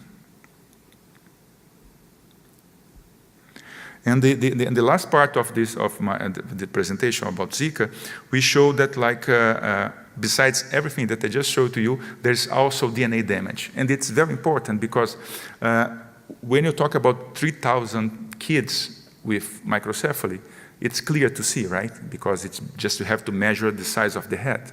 But probably there are much more children that they were also infected, but they don't have the change in the size of the head. And this data suggests that like you have DNA damage caused in the astrocytes, in the human astrocytes. So maybe you have other consequences that could be not associated specifically with the change in morphology, but that could happen, unfortunately, later in life. That could be, for example, associated with autism or even schizophrenia. So this is the model that we are proposing in this paper. So basically, you have the virus that go into the cell, then it go to endoplasmatic reticulum, where it started to multiply, and then it basically takes the energy from the mitochondria, and because of that, you increase the levels of oxidative stress, and this oxidative stress damage the DNA, with probably very permanent consequences on that. And so this is the conclusion of this part. So human astrocytes are the main target of the Zika virus. The consequences that are caused by oxidative stress and DNA damage probably is beyond what we see in the population of the microcephalic children, and definitely we have to follow a much bigger cohort of children affected by the Zika virus. And there's also one thing that we would like to highlight, we already highlighted to the Minister of Health in Brazil, is that there are some very interesting approaches in which the idea is to use the Zika virus as a way to treat glioma and glioblastoma. It's a very interesting proposal. But what we try to propose here is that this kind of approach should be better discussed, because if the main target of the Zika virus is astrocytes, maybe the consequences of the infection, even therapeutically speaking, should be discussed. So with that, I hope that I convince you that it's very interesting to work with these brain models, that there is the technology regarding the use of brain organoids really improved a lot in the last 5 years. There are also sensor neurons in the available, and there is reconstructed skin. So we still have a lot of challenge, for example, to make the skin to communicate with the sensor neurons, and then to make the sensor neurons communicate with the brain. But it's a very interesting challenge that we hopefully will be able to contribute in the future. With that, I finish my presentation. I'd just like to thank our sponsors, our collaborators in all of the projects that I mentioned to you. This is my team. I'm very proud of them. They are my superheroes in some sense. And this is in the left side, this is my group, and in the middle of the slide, the collaborations that we have, especially in Chile, in Canada, in Argentina, and with L'Oreal. And I really like to invite you to visit Rio and to visit our institute in the future. Thank you very much. Thank you.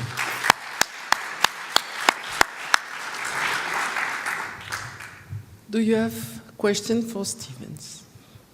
Lionel? Tu as un micro derrière toi, Lionel.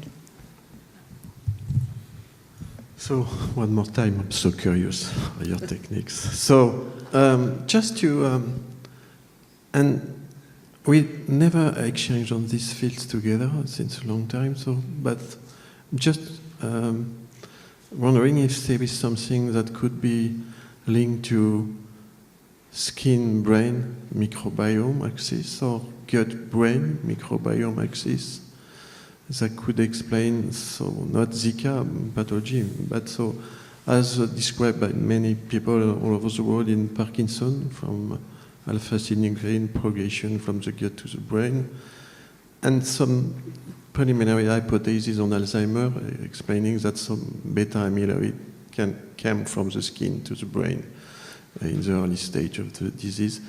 Do you have some discussion or project or something like that on this field, or maybe too early?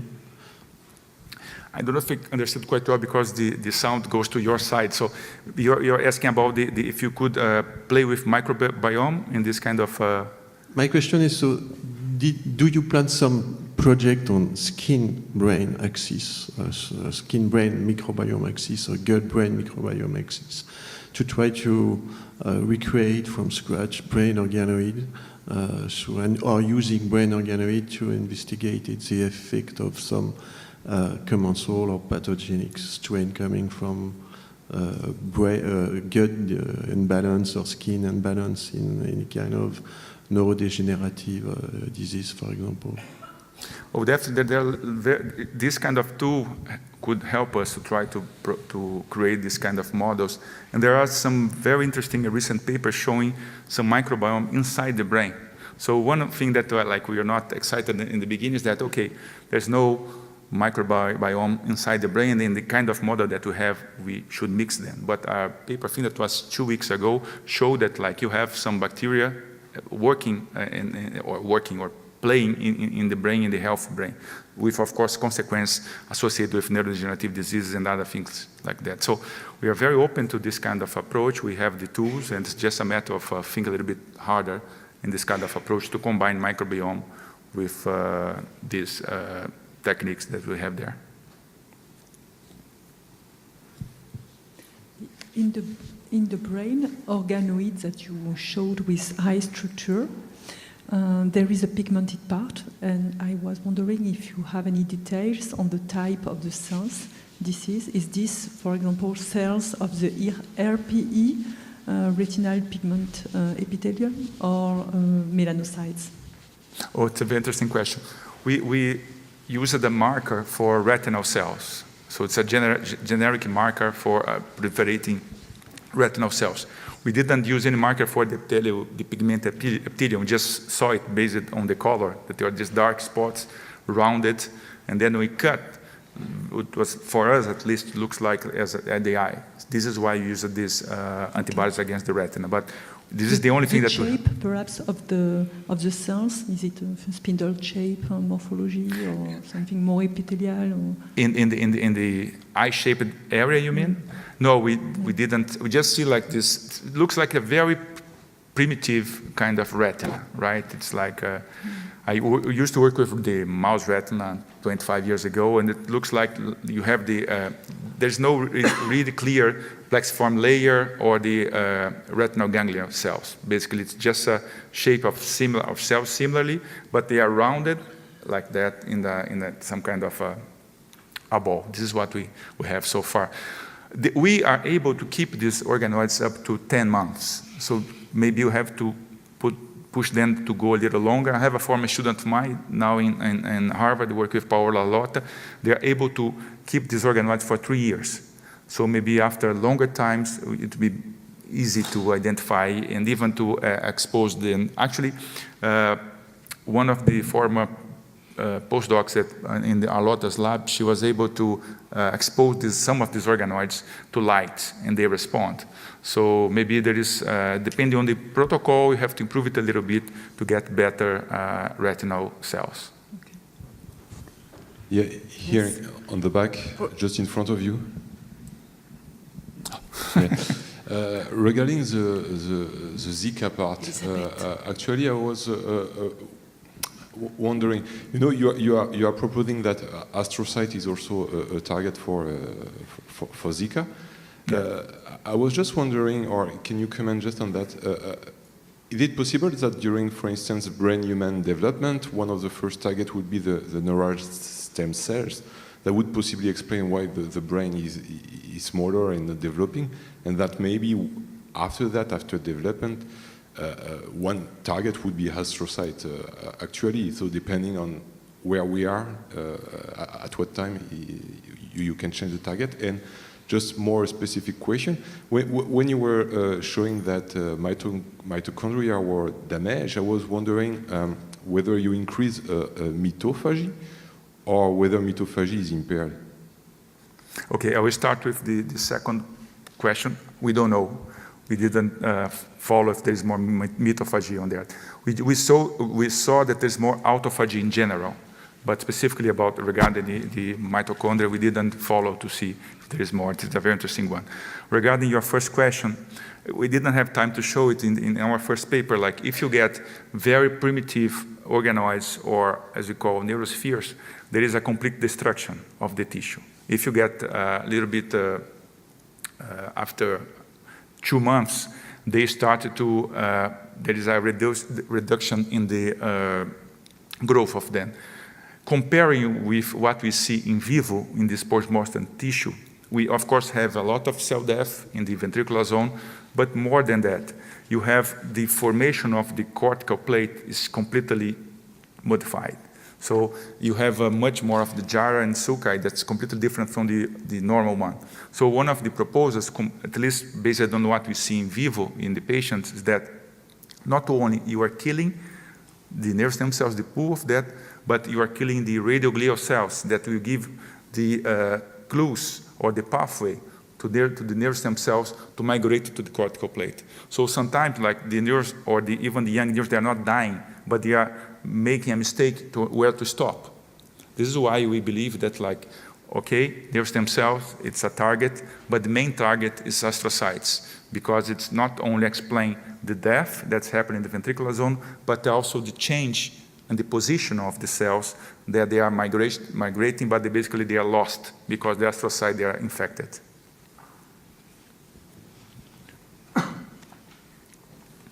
Would you consider that Zika virus could induce senescence in astrocytes? Because all you described correspond to senescence, NF-kappa B, mitochondrial alteration, ROS, DNA damage. And if yes, did you look whether there is a chronic inflammation in the brain of the pathology? It's a very interesting point. Definitely there is inflammation there. There's a lot of microglia also that are being recruited after the infection. But at least in the case of astrocytes, after a few days they die. So maybe if you get like more older astrocytes, they are not going to die, they're just going to senesce. But at least with the ones that we were seeing here, there's a lot of reactive gliosis in vivo in the patients, and in vitro in our models, they also have all of the phenotype of inflammation or reactive gliosis, but after a period, they basically die. Professor Yamashima. So yeah, it has been reported that astrocytes is involved in the development of chronic itch at the spinal cord level. So do you think astrocyte in the spine is also a target of Zika virus? That's a very interesting point. Like we know about the Guillain-Barré, right? That's also associated with the infection in adults. So this could be a target. When we look at basically in all of these sections of the postmortem tissue from the babies, and we saw, depending on the stage when the infection happens, even a change in the formation of the spinal cord that could be followed by reactive gliosis. So definitely there is an infection of astrocytes in the spinal cord, but the consequence, it's some kind of a speculation, but based on some of the patients that we also saw there in our institute, you have Guillain-Barré associated that could be also be linked in some sense to the astrocytes in the spinal cord. I see. So there is no good report about allodynia or chronic itch might be involved, might be regulated after Zika virus infection. Yeah, not that. Of course, like one of the, if the person has the belief that she has Zika virus, she goes to a health place, and then she start to complain about rash and about itch. So definitely, it's a way to confirm the symptoms. But I didn't know papers showing, like as we are seeing in the presentations, how would be the mechanism that associating the infection with itch. But definitely, one of the consequences, the rash and the itch. Okay, thank you. Thank you. Other questions? No? So, thank you. Thank you so much.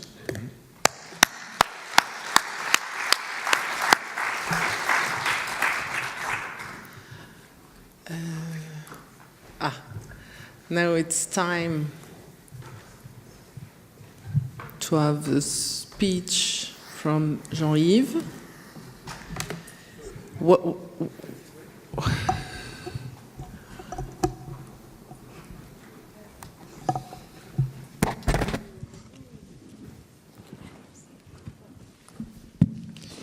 So it is the end of these 2 days, 2 busy days.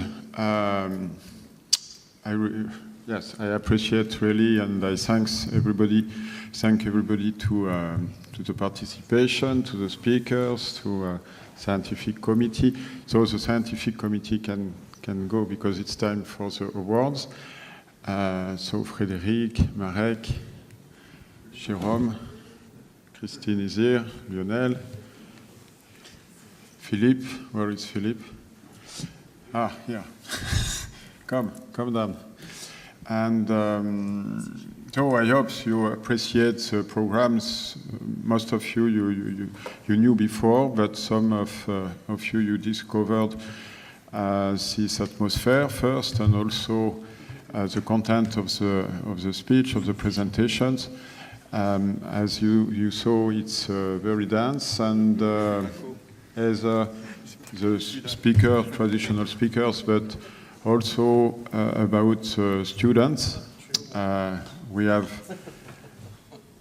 Don't forget. we had a very top level, and it was not easy. So I participate, in fact I listen to the debate of the jury of the scientific committee for delivering the award this year. It was not so easy for the jury to determine who is the winner. But before the award, we would like to thank each speaker. So I talk to the speaker to come because I have something to give. So, yeah, Stephen, you can come up again. And where is Stephen?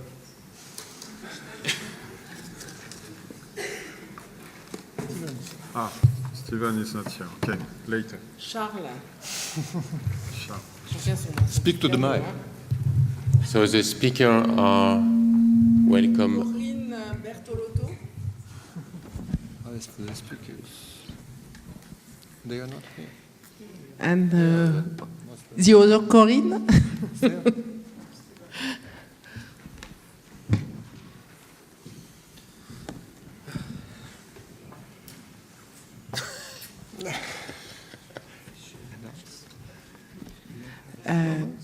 Dr. Yuan Chao.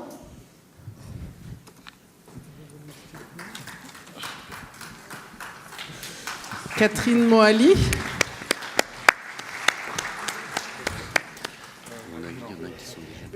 Kenji Tabashima. Ah, j'ai été plus vite que... Non. Ah. J'ai pas tout encore. Professeur Tabashima, c'est ça. Professeur Lod. J'ai pas trouvé. Johannes Guilari, pardon, Guilardi. Excuse me.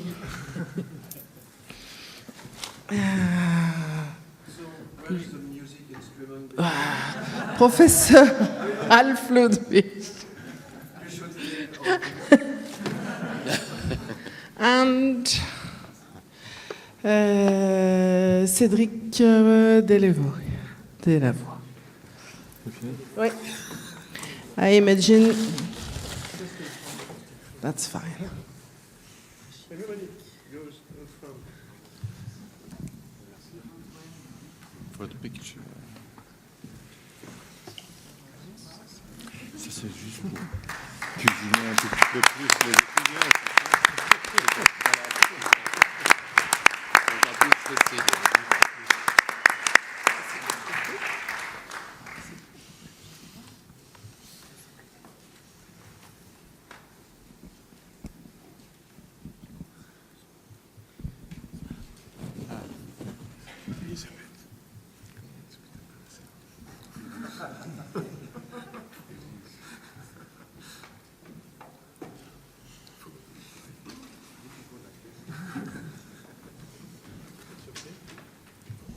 It's okay? Okay. Congratulations. So thank you so much.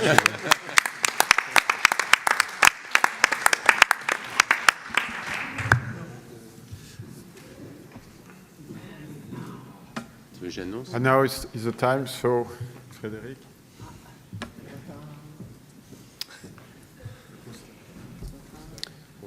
Okay. So now it's the time to reveal the two students who got awards. So we'll start with the poster award, and so I ask Laetitia Goris to come here.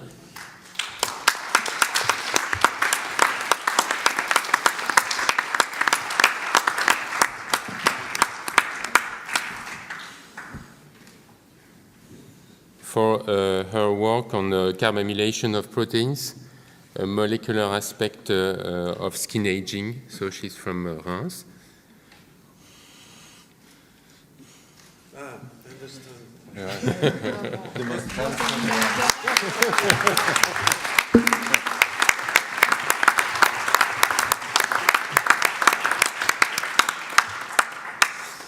Just wondering why Philippe would like to distribute the prize, but I just realized why. So he's the most handsome one. And for the other award, so it was very difficult since I think the level of student is very high, and the presentation was very good, and they really were able to answer the difficult question of the scientific committee and of the public. And so I asked Maria Magdalena Kligznik from Salzburg in Austria.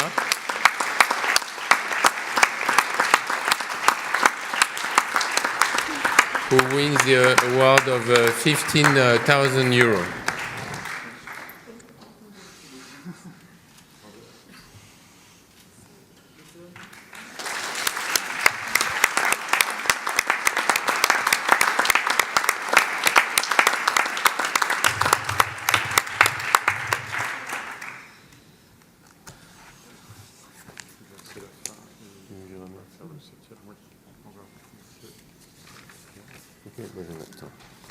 Okay, so on behalf of the scientific committee, I would like to thank the speaker who came from abroad, far away from Europe, from Japan, from US, and really it was a pleasure to, from Brazil, from Rio in Brazil. And I think it was very interesting to discuss the different aspects of cutaneous physiology, and it was interesting to share the different aspects of this specialty. And I think the atmosphere of the Congress was very friendly, so it was simple to ask questions. And I would like also to thank Greentech for organizing foundation for organizing this Congress. And so we are waiting for the next edition. You want to speak about that? Yes. And also Elisabeth, who is a very good organizer.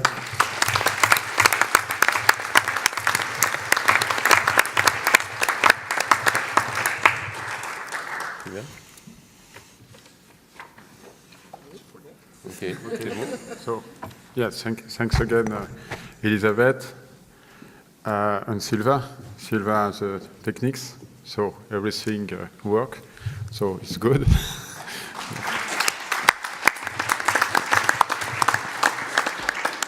And the photographers and the video, so we will send you the different pictures and video from these nice times that we pass all together.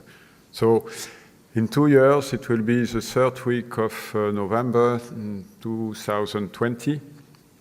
So we hope to be more numerous again and more.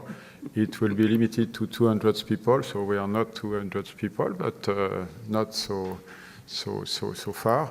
And so it will be limited because, as Frederic explained, it's very casual. It's very pleasant to pass time in this auditorium and not so crowded, and very easy to discuss, to present, and to ask the question and to meet people all the time. So thank you. Now it's a time to take a drink. So take a drink of... Non, il n'y a pas de verre. La quoi? Ah, we have a video. Okay, we have a video now. So first it's a cinema, and after that we will take a drink. As when we were a teenager, so it was like that. We go first in the cinema, and then we take a last drink. Okay. Good. Yeah. Yes, it's a testimonies of the last award of 2014. Elisabeth contacted me to tell you a few words about what I did in the last 2 years.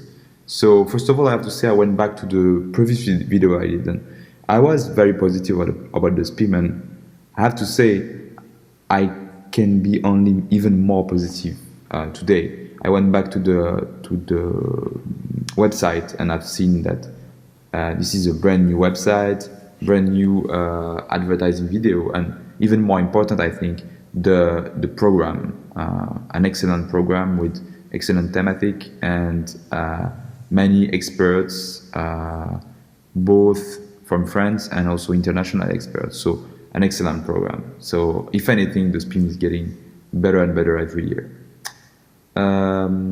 So concerning myself and the last 2 years, I was saying in my video that I was trying to get a postdoc in the US.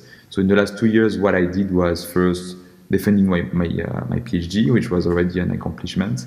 And then I managed to get a postdoc here in the US. So I'm working now as a postdoc in a company, a biotech company here called Greentech. And I am in San Francisco. I really like it. I switched fields. I was working during my PhD on skin cancer, and now I'm working on colon cancer. I've read in the program of the Spim of this year that one of the speakers was making the connection between the gut and the gut-skin axis. So I guess I'm the living proof of this gut-skin axis. And I'm still working on stem cells, but in the colon cancer. So yeah, that's it for the updates. Happy Spim.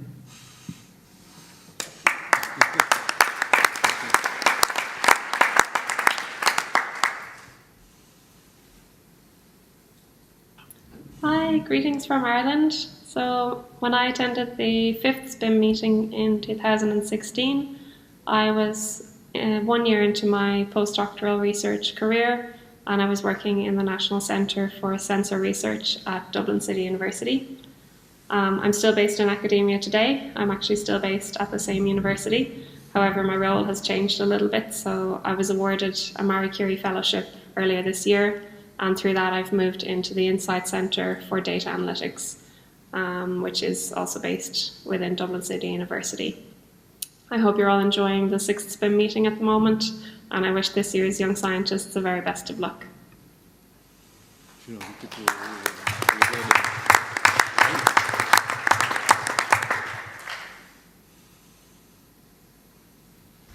Hi everyone, I am Laura. I won the Spim Junior Scientist Award 2 years ago in 2016 while I was a PhD student in Michel Simon's team in Toulouse. In 2016, I presented my PhD project that aimed to study a family of enzymes named peptidyl-arginine deaminase and their function in skin homeostasis. Winning the Spim Award was for me a very powerful and uplifting moment that gave me the strength to keep working as a researcher in skin physiology. That's why I really want to thank again Greentech for this crazy award and the Spim committee for choosing me in 2016. I also want to warmly thank my team in Toulouse and in particular my supervisors Michel Simon and Marie-Claire Méchin, without whom I would never have won this prize. So now to tell you a little bit more about what I have become since then. After my PhD, I first took a few months break, during which I traveled in Southeast Asia, and then I started looking for a postdoc. And during my search, I had contacted the French company SILLAB, which offered me to found my postdoc as a part of a scientific volunteer program. And with the help of SILLAB, I eventually got a position in Richard Gallow's team. And here I am now working as a postdoc at the University of San Diego in California in Richard Gallow's team for almost a year already. And I am studying the influence of microbiome on skin homeostasis. And I have to tell that I am really enjoying it. I am discovering the amazing world of skin microbiome with a lot of enthusiasm. So I think that's pretty all about me. I wish you all to enjoy the final moment of this very nice meeting, and good luck to all the young scientists for their current and future projects.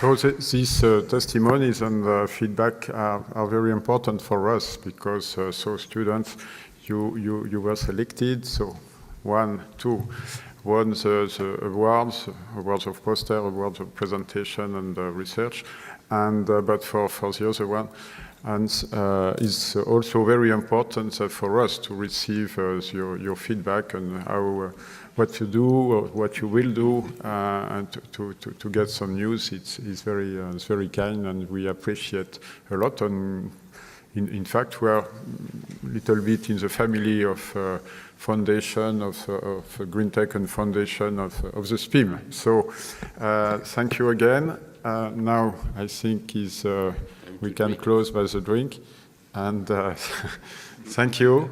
And see you in 2 years, in the 3rd week of November 2020. Thank you.